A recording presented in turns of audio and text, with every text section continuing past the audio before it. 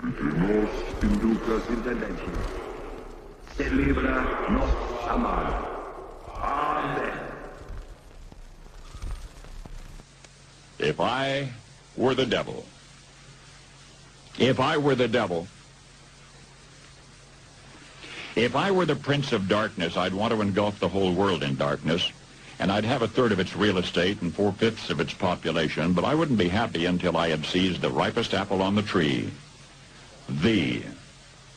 So I'd set about, however necessary, to take over the United States. I'd subvert the churches first. I'd begin with a campaign of whispers.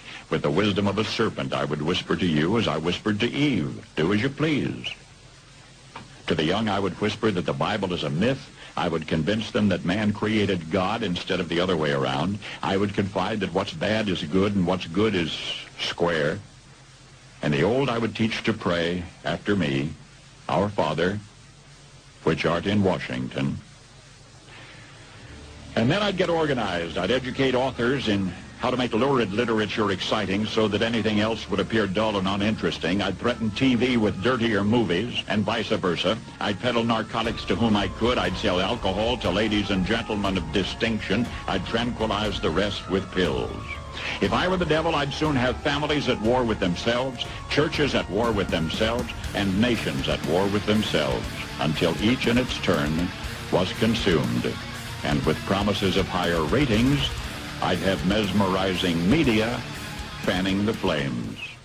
If I were the devil, I would encourage schools to refine young intellects, but neglect to discipline emotions. Just let those run wild.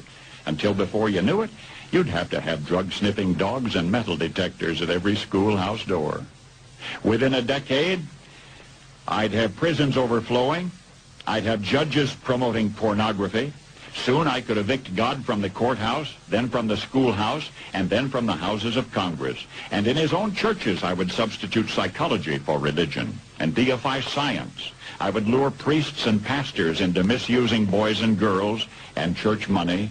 If I were the devil, I'd make the symbol of Easter an egg and the symbol of Christmas a bottle. If I were the devil, I'd take from those who have and give to those who wanted until I had killed the incentive of the ambitious. And what'll you bet? I couldn't get whole states to promote gambling as the way to get rich.